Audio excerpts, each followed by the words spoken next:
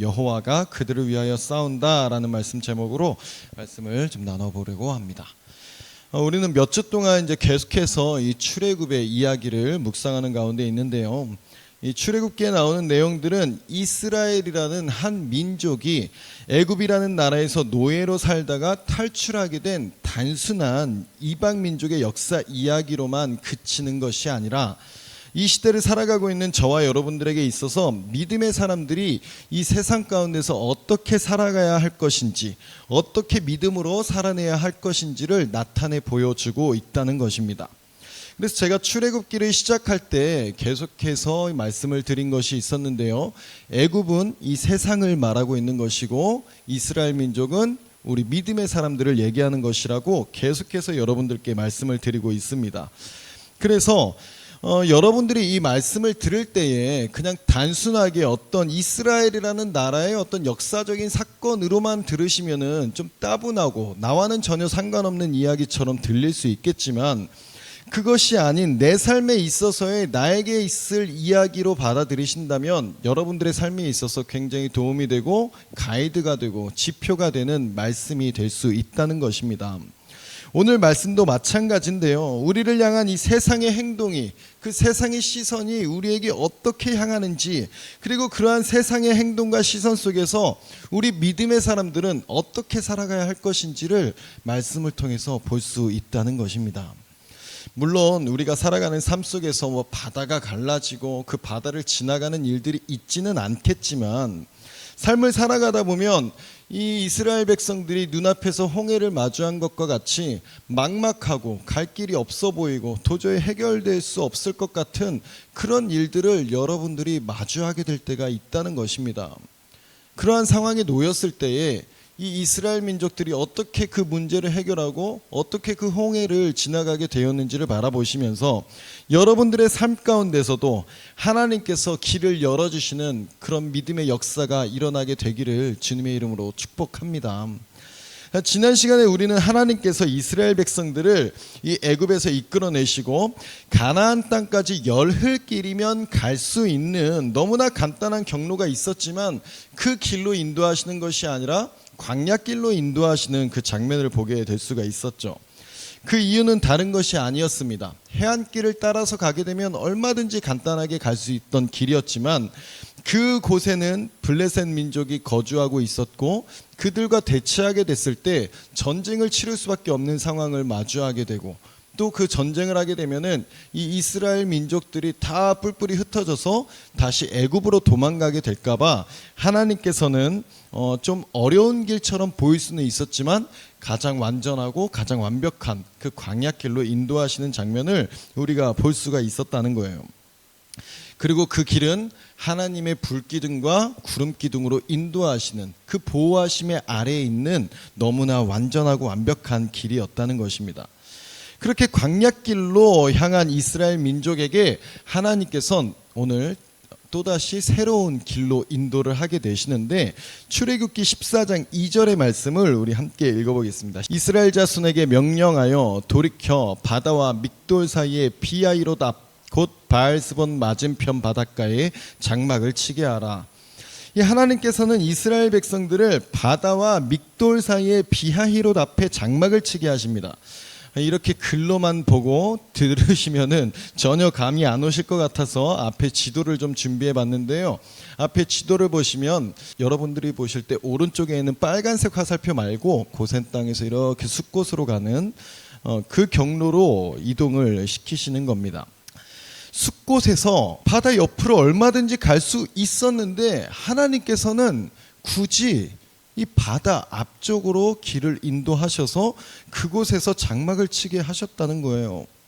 그 이유는 14장 5절과 6절에 나와 있는데 우리 함께 읽어보겠습니다. 그 백성이 도망한 사실이 애굽 왕에게 알려짐에 바로와 그의 신하들이 그 백성에 대하여 마음이 변하여 이르되 우리가 어찌 이같이 하여 이스라엘을 우리를 섬김에서 놓아보내었는가 하고 바로가 곧 그의 병거를 갖추고 그의 백성들을 데리고 갈세. 이 자신의 큰아들이 이스라엘 민족 때문에 죽었다는 그 사실에 너무 화가 나고 짜증이 났던 거죠. 그래서 이 애굽 사람들은 이 이스라엘 민족들을 거의 내쫓다시피 그들을 내보내게 됩니다. 그것도 그냥 내보낸 것이 아니었거든요. 그 와중에 이스라엘 백성들이 막 요구하는 거예요. 야, 우리 나가긴 나갈 건데 그동안 내가 일한 게 있잖아. 그것 좀 아까운데 너네 집에 있는 거 이거 내놔. 이것도 줘. 이것도 줘. 이 소도 줘. 이 양도 줘. 이러면서 막 요구를 하는 거예요. 그런데 이미 이 애굽 사람들은 멘탈이 나가 있는 상황이라서 뭐 그거 계산하고 따지고 할 그런 멘탈이 아니었단 말이에요. 그래서 야, 다 줄 테니까 나가. 빨리 가지고 나가. 너네 맘대로 가지고 나가. 이러면서 막 내쫓은 겁니다. 그런데 조금 시간이 지나고 보니까 이제 좀 정신이 드는 거죠. 이것들을 그냥 내보낸 것이 너무 화가 나는 겁니다. 아니, 생각해 보세요. 내가 지금 이 이스라엘 사람들 때문에 우리 큰아들이 죽었어. 그런데 내 재산까지 가지고서 그들이 그걸 갖고 나갔어요. 근데 정신 차리고 보니까 너무 화가 나고 너무 아까운 거죠. 그러니까 애굽 사람들이 말하는 거 보세요. 우리가 어찌 이스라엘을 우리를 섬김에서 놓아 보내었는가 하고선 다시 잡아들이겠다고 병거를 갖추고선 그들을 막 쫓기 시작하는 겁니다. 아마 그들은 이 이스라엘 민족들을 다시 그대로 야, 너네 생각해보니까 안 되겠어. 다시 돌아와. 이러면서 막 안내했을까요? 그렇게 얌전하게 안내할 생각으로 쫓지는 않았을 것입니다. 얼마나 화가 났겠어요. 생각해보니까 너무 화가 나는 거죠. 그러니까 자신들의 노예로 있던 것들이 감히 내 재산을 가지고 갔다는 것에 생각해보니까 너무 화도 나고 억울하기도 하고 막 분풀이할 그 대상도 필요하지 않았겠냐고요. 그러니까 이 일부는 아마 죽이기도 했을 것이고 일부는 뭐 다시 노예로 데려가기도 했겠죠. 그러한 생각으로 이를 바득바득 갈면서 쫓아갔을 것입니다. 그러면서 그들은 이런 생각을 하고 있었다고요. 14장 3절 바로가 이스라엘 자손에 대하여 말하기를 그들이 그 땅에서 멀리 떠나 광야에 갇힌 바 되었다 하리라. 광야에 갇힌 바 되었다. 이것이 이 애굽 사람들이 생각하는 이스라엘 민족의 모습이었다는 것입니다. 저것들 우리 밑에서 노예 생활 못하겠다고 기껏해서 나가봤자 어차피 광야에서 헤매고 있는 것밖에 안 돼. 노예 짓하고 있던 것들이 나가서 뭘 하겠어. 얼씨구 나가서 봤더니 광야에서 헤매고 있네. 광야에 갇혀 있네. 이 생각을 하고 있었다는 거예요. 그렇잖아요. 그렇게 기껏 나가놓고선 간 곳이 광야에서 그러고 있는 겁니다. 아니 분명히 가나안 땅으로 간다고 했는데 가나안 땅으로 갈 거였으면 우리 아까 지도에서 본 것처럼 그 해안길을 따라서 그렇게 가야 되는데 저것들 노예 생활만 해가지고 뭐 길도 모르고 그래가지고 저 광야에서 헤매고 있는 꼴 좀 봐라 이러면서 우습게 보고 비웃고 조롱하고 있었다는 거예요. 한심해 보이고 미련해 보이고 우스워 보였다는 것입니다. 보세요 여러분, 세상이 바라보는 우리들의 모습입니다. 세상이 바라보는 여러분들의 모습이라는 거예요. 일요일 오전이면 얼마나 잠자기 좋고 놀기 좋은 시간인데 교회를 갑니까? 안 그래도 할 것도 많은데 굳이 교회에 나가서 1시간 앉아있는 것이 얼마나 시간 아까움냐고요. 시험 기간엔 당연히 공부해야 되는 것이 국룰인데 웬 전도사라는 인간이 시험 기간이라고 예배 빠질 생각하지 말고 교회 나와서 1시간 예배 드리는 것이 인생에 더 도움된다는 말도 안 되는 소리를 짓거리고 있는 거기에 가서 앉아있는 게 얼마나 미련해 보이고 한심해 보이겠냐고요. 혹시나 여러분들 중에도 이러한 생각을 가지고 계신 분들이 계실지 모르겠습니다. 졸려 죽겠고 피곤해 죽겠고 할 것도 많아 죽겠는데 이 자리에 앉아있는 것이 너무 힘들어 죽겠는, 별로 의미 있는 시간이 아니라고 생각하는 분들이 계실지도 모르겠어요. 바로의 시선으로 말이죠. 애굽 사람들이 지켜보는 저 시선 말이에요.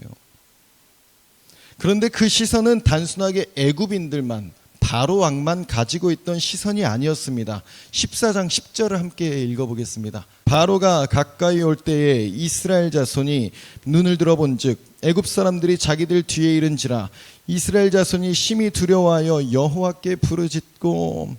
너무나 안타깝게도 이스라엘 민족들도 똑같은 시선으로 자신들을 바라보고 있었다는 거예요. 애굽인들만이, 바로 왕만이 이들을 광야에 갇힌 것으로 바라본 것이 아니었다는 것입니다.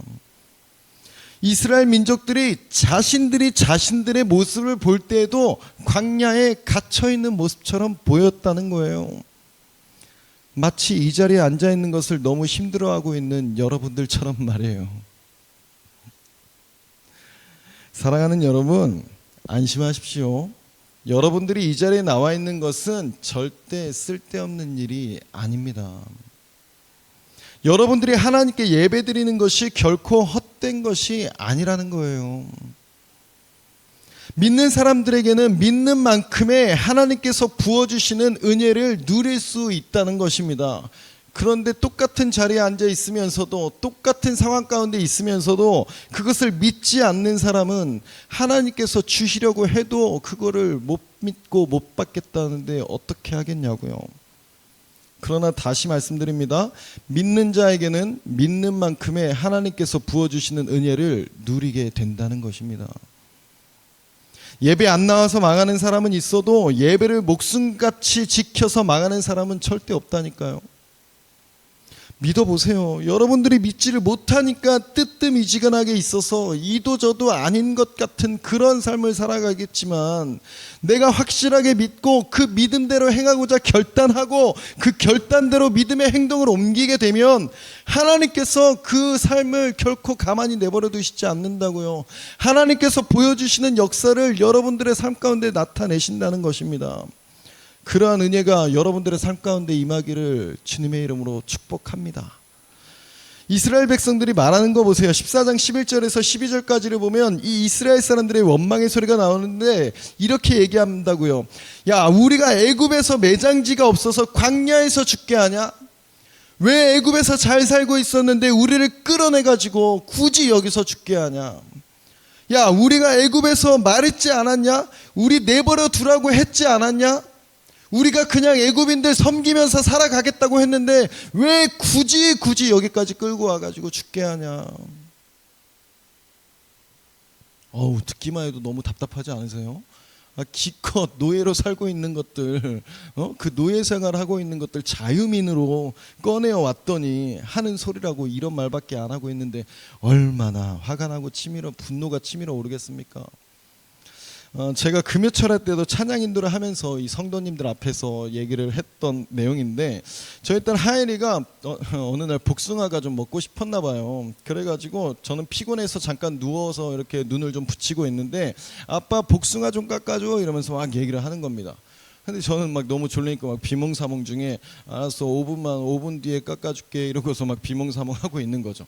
근데 5분이 좀 지났던 것 같습니다.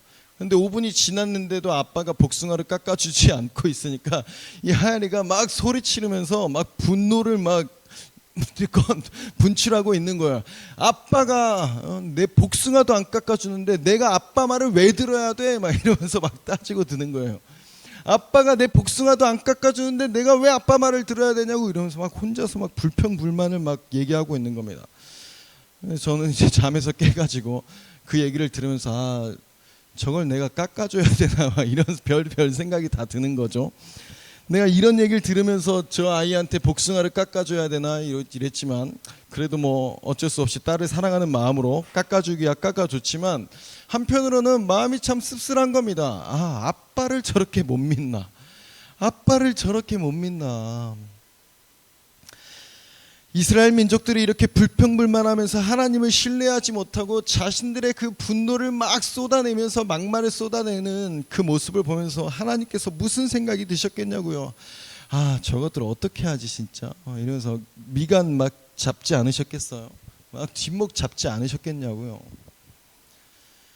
하나님께서 왜 이들을 이렇게 오도가도 못하게 홍해 앞으로 이끄신 거겠냐고요. 우리 14장 18절을 함께 읽어보겠습니다. 내가 바로와 그의 병거와 마병으로 말미암아 영광을 얻을 때에야 애굽 사람들이 나를 여호와인 줄 알리라 하시더니, 하나님께서는 이 일을 통해서 하나님의 영광을 드러내시겠다는 것입니다. 이 일을 통해서 애굽 사람들이 하나님이 여호와인 줄 알게 하겠다는 거예요. 그리고 무엇보다 이 애굽 사람들을 그냥 냅두면 이들은 언젠가 계속해서 이스라엘 민족을 쫓아올 거라고요. 그 후환을 완전히 없애버리시겠다는 겁니다. 여러분, 하나님께서 여러분 앞에 있는 그 문제, 여러분이 막막해 하고 있는 그 어려움들 앞에서 여러분들이 쓰러지고 넘어져 있을 때 그것으로 여러분들을 쓰러지게 하시려고 그 문제들을 주시는 게 아니라는 거예요. 그 문제를 통해서, 그 어려움을 통해서 하나님의 영광을 나타내실 줄로 믿으시기를 바랍니다. 하나님의 은혜가, 그 하나님의 영광이 여러분들의 그 문제들을 통해서 그 문제들 가운데 나타내시겠다는 거예요. 바로의 시선으로 이스라엘 민족을 보면 광야에 갇혀있는 한심하고 미련하고 우스운 모습밖에 안 되지만, 하나님의 시선으로 이스라엘 민족을 보면 하나님의 영광을 나타내 보일 수 있는 하나님께서 연출해 놓으신 무대의 현장이 된다는 것입니다. 사랑하는 여러분, 여러분들은 그 여러분 앞에 놓여진 문제를 누구의 시선으로 바라보시겠습니까? 바로의 시선으로 바라보시겠어요? 하나님의 시선으로 바라보시겠어요? 바로의 시선으로 바라보게 되면 여러분들도 똑같이 그 문제를 바라보면서 두려움 앞에서 실망하고 쓰러지고 넘어지고 불평불만의 말들밖에 나올 수가 없지만, 하나님의 시선으로 바라보게 되면 그 문제를 바라볼 때 기대할 수 있게 되는 것입니다. 하나님께서 이 일을 통해서 어떻게 하나님의 영광을 나타내실까 기대하게 된다는 거예요. 바로 이러한 마인드가, 이러한 정체성이 우리 믿음의 사람들의 정체성이라는 것입니다. 문제를 문제로 바라보는 것이 아니라 하나님의 영광을 나타내기 위한 현장으로 바라보게 된다면 그 문제는 더 이상 문제가 되는 것이 아닙니다. 기대가 된다고요. 앞에는 바다가 길을 막고 있고 뒤에는 바로의 군대가 쫓아오고 있는, 사방이 막히게 돼 있는 그 상황 속에서 하나님은 하나님의 일하심을 나타낸다는 것입니다.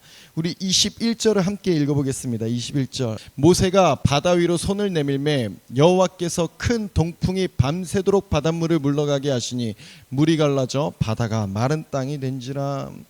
성경에 나오는 여러 가지 수많은 기적의 사건들이 너무나 많이 나오지만 그 여러 가지 멋진 장면들 중에서도 아마 가장 유명하고 가장 멋진 장면으로 손꼽힐 만한 장면이 바로 이 장면이 아닐까 싶어요.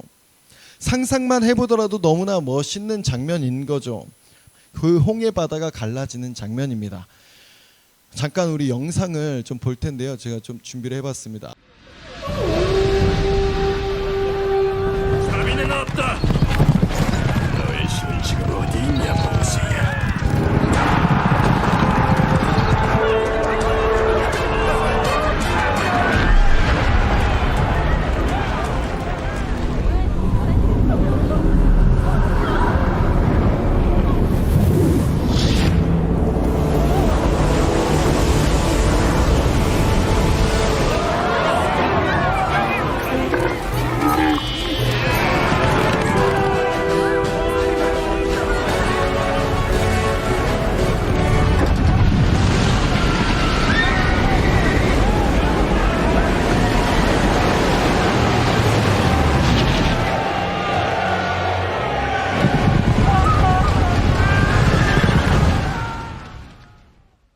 여러분들도 여러 가지 성경 동화나 그런 것들로 보셨겠지만 좀 영상으로 보시니까 조금 더 눈에 그려지죠.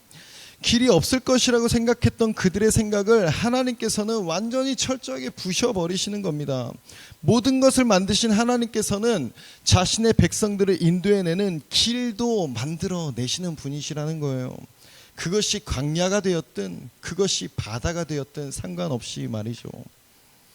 우리가 생각하는 길과는 전혀 다른 길을 만들어내시는 분이 바로 우리 하나님이시라는 것입니다. 그래서 우리 지난 시간에 나눴던 말씀인데요, 한 번 더 좀 읽어봤으면 좋겠어요. 이사야 55장 8절입니다. 이는 내 생각이 너희의 생각과 다르며 내 길은 너희의 길과 다름이니라. 여호와의 말씀이니라. 하나님의 길은 우리의 생각과 다르다는 것입니다. 그리고 하나님께서 인도하시는 길이야말로 우리가 생각하는 것보다 더 완전하고 더 완벽한 길이라는 거예요. 이렇게 이스라엘 백성들은 하나님께서 바다를 갈라내어 만들어주신 그 길로 걸어갔습니다.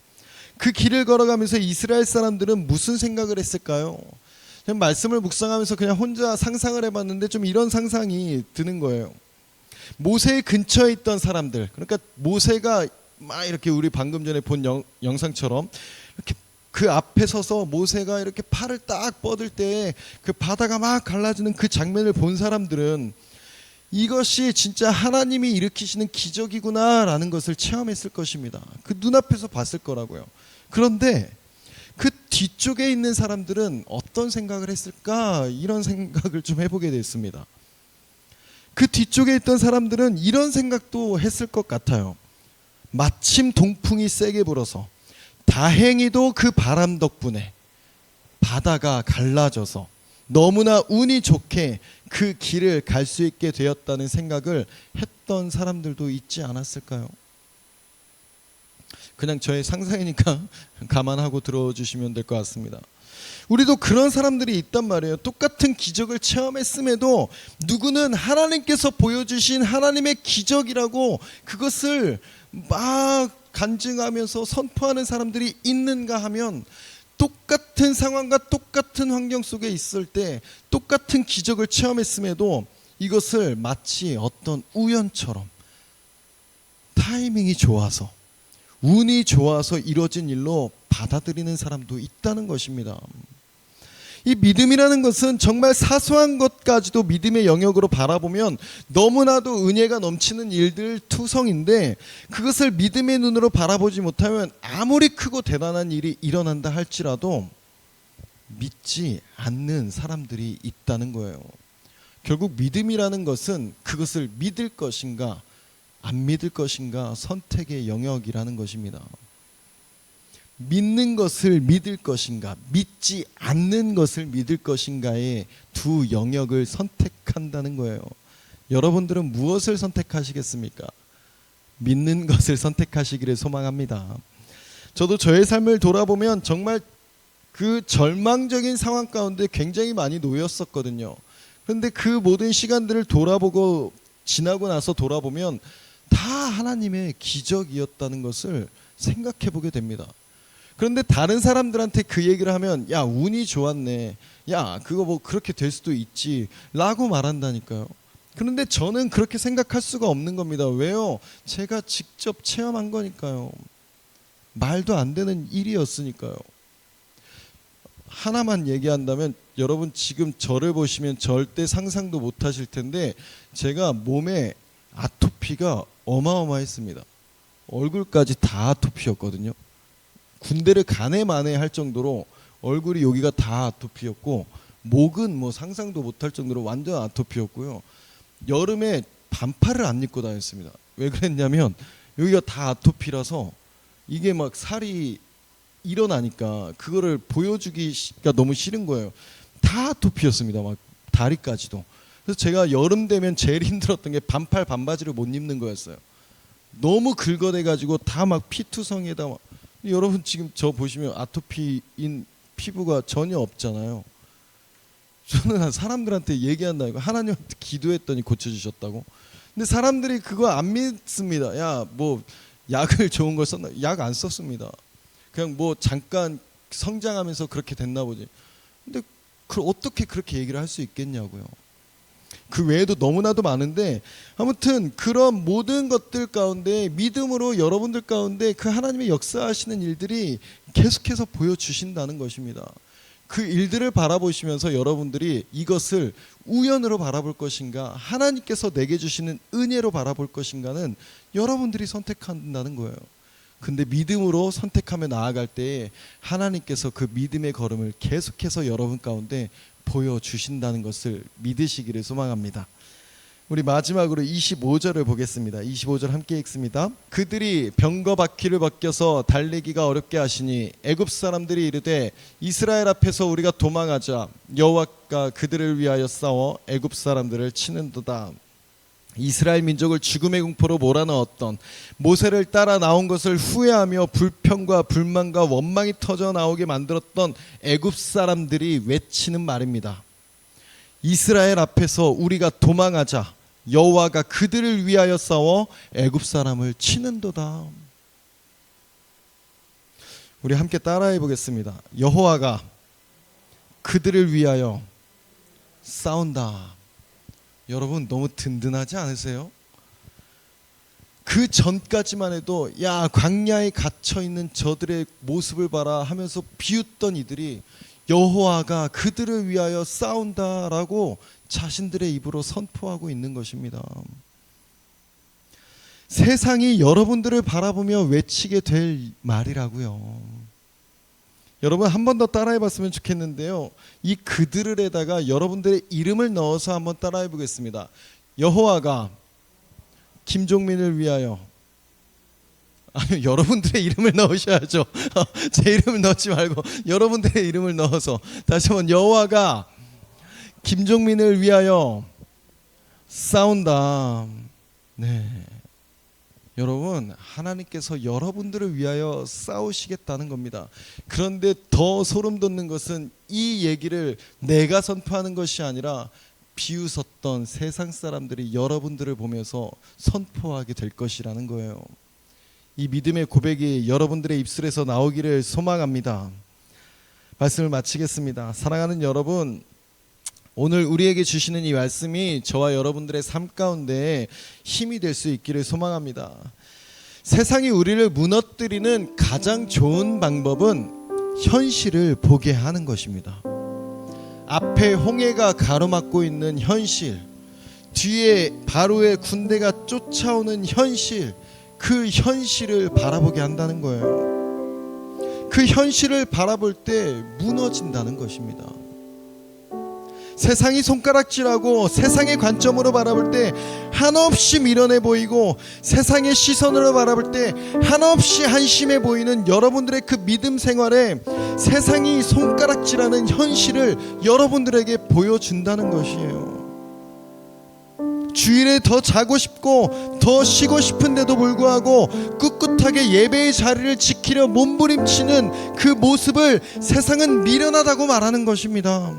문제 앞에 놓였을 때 기도하러 나아가는 그 모습을 한심하다고 말한다고요. 그리고 실제로 내가 그렇게 믿음 생활을 해도, 내가 그렇게 열심히 교회를 다녀도, 내가 그렇게 열심히 기도를 해도 별로 달라지는 것 같지 않은, 별로 크게 달라지는 것 없는 것 같은 그 현실을 보게 한다고요.